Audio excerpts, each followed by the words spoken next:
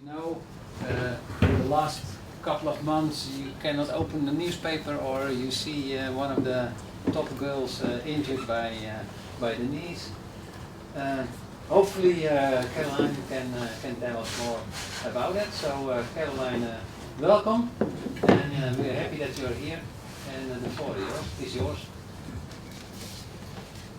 Thank you, Jos. Well, thank you for the introduction. I will talk today about this work that I also did with other co-authors, that it's Rita Tomás and Evert Verhagen. And we try to understand the female football players and the staff perception about the menstrual cycle and injury. I must disclose that the experts, the real experts on the menstrual cycle, they just talk. So if you have questions about, I will ask to rely on them. I'm a sports physiotherapist and also a researcher, and most of my research focus on qualitative research and injury prevention. I work at the Amsterdam Institute of Sports Science, and currently I'm a postdoc at the orthopedic department and sports medicine at Amsterdam UMC. So as Jos just mentioned, currently, if you open the news, you get something like that. And you can see that it's quite powerful messages. Female football players are at much higher risk, career-ending ACL injuries, and the science of why. And usually in the science of why, there is always a menstrual cycle part. Seems like ditching the white shorts, it's striking, but periods link to the injury, it's the bigger issue. We also had all the 3 articles at nos.nl, like in February this year. And again, menstrual cycle was there. So should we blame the menstrual cycle for your ligament injuries? Is your foot injuries due to a menstrual cycle? What you need to know about? So it seems like it's almost like a battle between injury and menstrual cycle. And to be honest, sometimes I feel that, at least based on the news, we already know who is the big villain. But let's go back and try to understand what we have right now. We know specifically from football that women's football has grown in the last year. This is a picture from the last final that we had of the European Cup. And we had one of the records of audience. So we know that it's growing. And because we have more resources and more money, and we also have more experts working on that, we also have more specific monitoring and assessment tools that identify different health risks.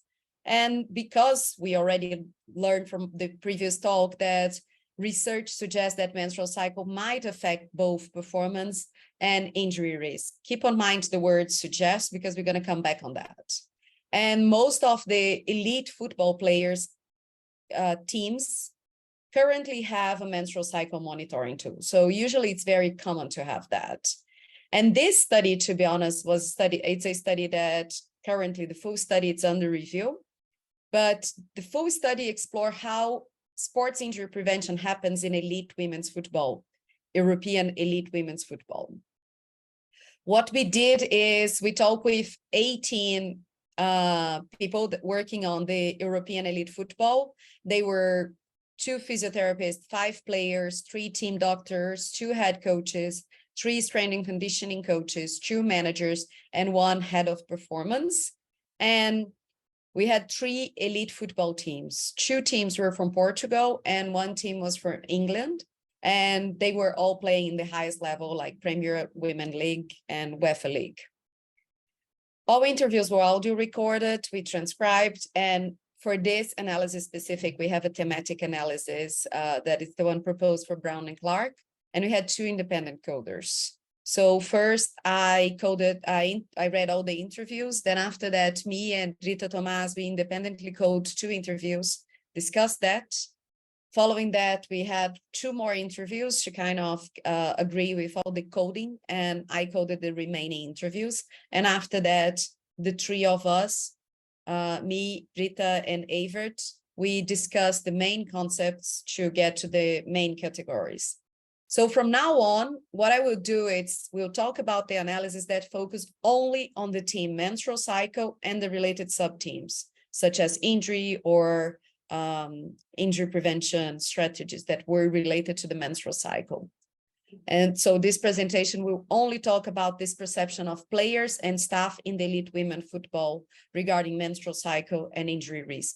But keep in mind that this study had like a more broad question. So we didn't ask in any moment during the interview any question specific about menstrual cycle, but because we did an inductive analysis, it became one of the themes that we got out of this analysis.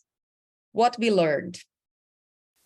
We have one player that said, well, when I'm on my period, I feel my body is much more susceptible to injury. A physiotherapist saying, if we feel necessary, we can adapt the training loads and the characteristics of training according to the phases. I don't know if there is a lot of research, but a lot of conversation is going on about ACL and women's football, that it's a bigger chance at several moments of the season or throughout the menstrual cycle. And this is a performance manager. So also you can see here a little bit of the media with the conversation going about ACLs and women football.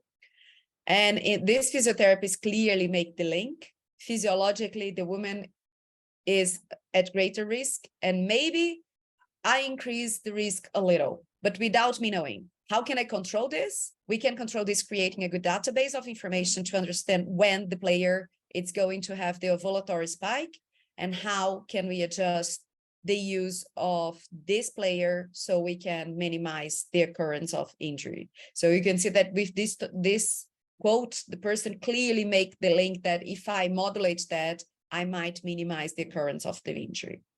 So what we saw is that some players reported feeling more predisposed to injuries in a specific phase of menstrual cycle. Was not one specific one, but most of them related to feeling stressed and fatigue as well.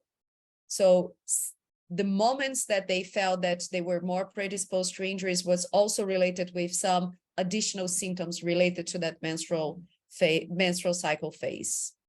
Most of the times that menstrual cycle was mentioned, it was a negative way, was suggesting that menstrual cycle increase risk of injuries. And when talking about injury prevention and injury risk factors, as I mentioned, was not a focus to ask about menstrual cycle.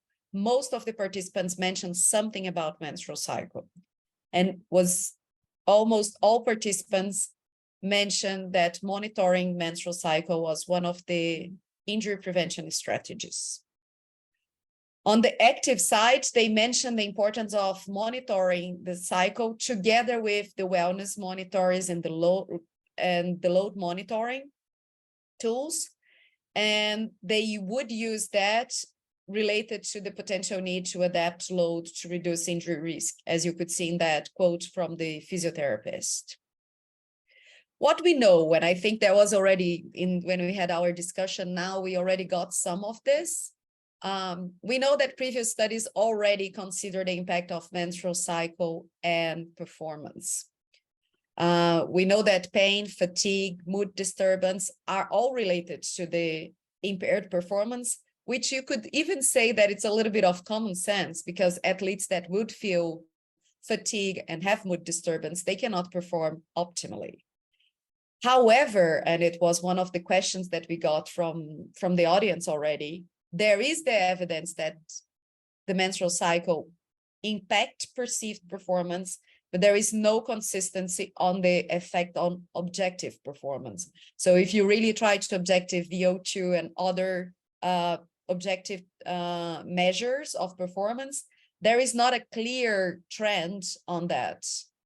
And the big problem that we have, and I think it's mostly methodological, it's the large between study variance that we have. So there is different research designs, the participants' characteristics, it's really different. The choice of outcome measures, so as some people already ask, how exactly you monitor, depending on the studies, you have completely different ways that you monitor.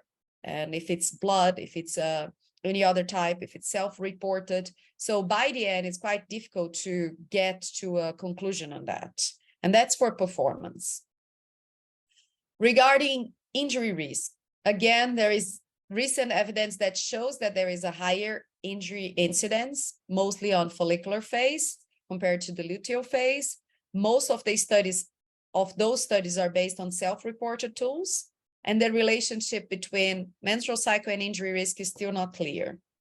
On detail, what we know is that there is increased laxity during the ovulatory phase compared to the follicular phase, and the luteal phase was the least associated with the ACL injuries, which is a little bit similar to what we saw also with performance. We know that there is an injury risk may be elevated in the days after their next menstruation was expected to start. So there is also a little bit of inconsistency in the findings between the studies. And again, higher incidence during the follicular phase, but again, no statistical difference, which again, it's a methodological issue sometimes because of the size of the sample. And in general, what we already know is that an increased risk of ACL does not appear to be strictly related to the periods of increased evidence. So it sounds that we still have a lot of problems. So I think the conclusion that we can make is that we don't know much to make a clear conclusion. So short story long, we don't know enough yet to make a conclusion about performance, but also about injury risk. And with that, we don't have any specific recommendation on managing injuries based on female hormonal cycles. So we cannot say in that phase you should train more or less or whatever. And even in this study that we did with the football teams, the reported practices were mostly on the individualized approach. So they consider, of course, the trend of the athlete, how usually this athlete reports symptoms, the wellness questionnaire, and they sleeping and the recovery. So it was all together. And we also have one review that kind of pointed to the same thing, that we don't have evidence to warrant a general guidance on modulating exercise. And anything that we would like to do should be tailored and informed by the individual athlete. So it's really on case by case.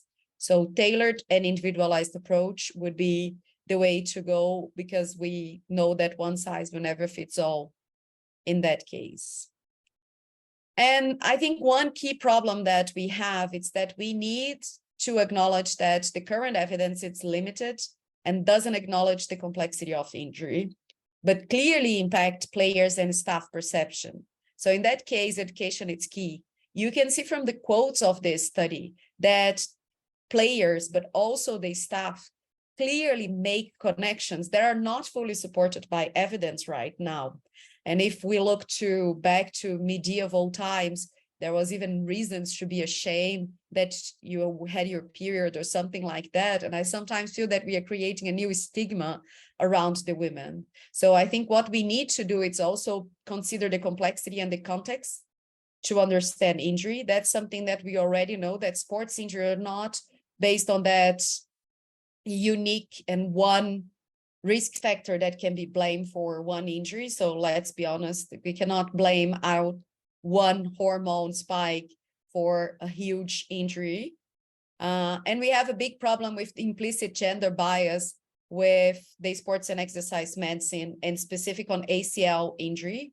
Most of the studies look specifically on the negative effect of being a woman. And that's something that have been recently pointing out by some studies showing in a more narrative way how we've been dealing with the fact of being women being injury prone. And then we really need to start to talk more about the education to improve the knowledge, but also to improve the practices related to the menstrual cycle. So I would say it sounds too simple to blame just the menstrual cycle. And we know that injuries do not happen in such a simple way. We know that it's multi-causal. We know that it's complex. We know that we need to consider context. And I will go a little bit out of just the football players. And I'll talk also that there, and also not just on the menstrual cycle, but menstrual health, but also other health, female health domains should be included in athletes monitoring and screening. That's something that our previous speakers already talk, that health professionals should actively include this information in their practice and normalize the talk about female health.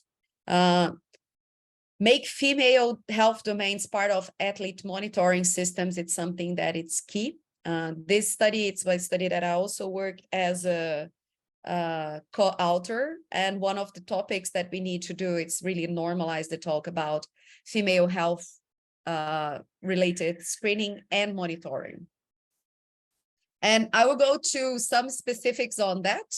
For instance, that in this study, we talk about female health domains, and one of them was this topic saying, one of the athletes said, early in my career, I didn't marry up the relationship between high performance sports and your menstrual cycle or female health, I guess.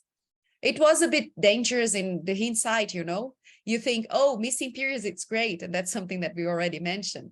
But actually, what that means is that you probably didn't recover properly, or you probably didn't eat the right food. It could be a multitude of things. And again, normalizing the talk sometimes with the uniform, for instance. You know, even little things like when you got your period. I do a water sport. The logistics around that, it's awkward. Like uniform stuff. Like, can we have black tights, you know? And are we getting this really light colored green tights? Like, it's not doable. So you can see the importance of also talking about, but also having some action on it. And the white pants and white tights, it's something that have been also in the news.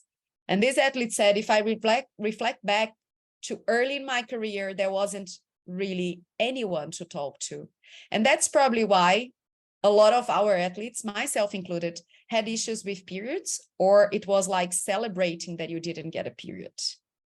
And on the topic that some people already mentioned, the fact that the menstruation can cause some impact on performance, this athlete was using contraceptive that made her not having a period for 5 years. And she said, for basic 5 years, I didn't have any issues. I was not because of my back pain or stomach aches or whatever, because of the menstrual cycle or whatever.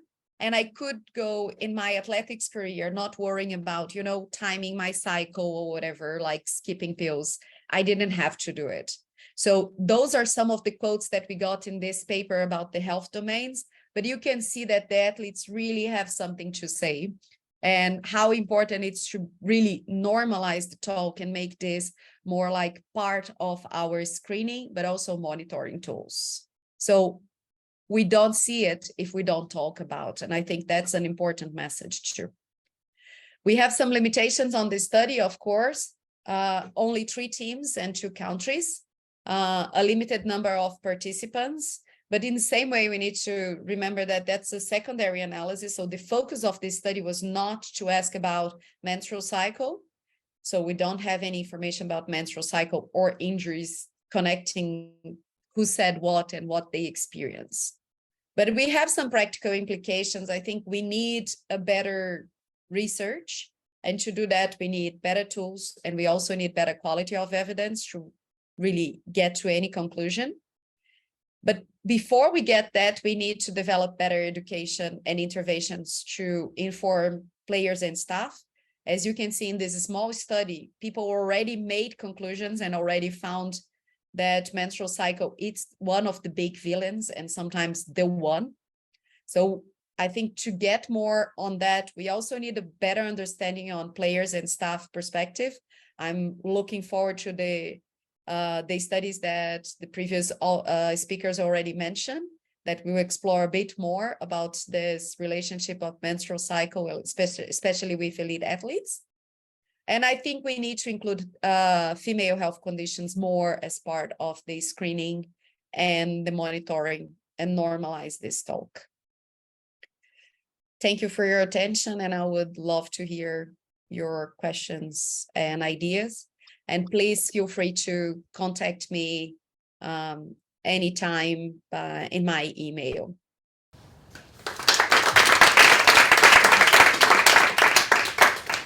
Thank you very much, Caroline. Powerful message. Are there any questions for Caroline? Yes. Are there any thoughts about tendon biology, difference between males and females, and maybe within the menstrual cycle? Caroline, did you hear the question or? I heard the question, but I'm afraid I'm not the expert on the field to say so. It seems like everything what we have on the basic studies and in the fundamental studies, it's mostly related with the laxity. So of course the laxity it's systemic. So of course would affect ligaments, but of course would affect the other connective tissues. But I'm not the one that would be the right person to answer. Maybe the other speakers that are there, Jos, have any additional information on the tendons specific? No. It's, I think, one of these blank spots in science. Yeah, we need to do something about it.